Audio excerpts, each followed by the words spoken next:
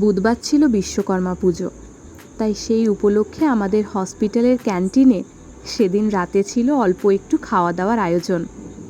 তাই ঠাকুরকে একটু নম করে ঝট করে বসে পড়লাম খেতে। মেনুতে ছিল একটা ভীষণ কিউট লাভ সেফট ভেজ কাটলেট, সাথে রাধাবল্লভী আর মটর পনিরের তরকারি।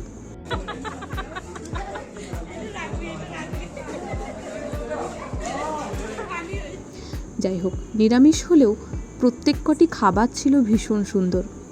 যদিও ঠাকুরের প্রসাদের স্বাদ এমনিতেই হয় অতুলনীয়। এরই মাঝে হাজির হয়ে গেছে বাসন্তী পোলাও আর কাশ্মীরি আলুর দম। খেতে খেতে আমাদের গল্প আড্ডা আর জমে উঠেছিল। যাই হোক, সারাদিনের কাজের প্রচুর চাপে আমরা প্রত্যেকেই ভীষণ টায়ার্ড হয়ে পড়েছি। এরই মাঝে হাজির হয়ে গেছে চাটনি, পাঁপড়, একটা মিষ্টি আর একটা কাঁচা গোল্লা।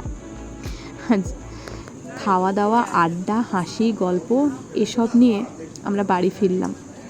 যাই হোক, আজকের ভিডিওটা এখানেই শেষ করছি। সকলে ভালো থেকো, সুস্থ থেকো। টাটা।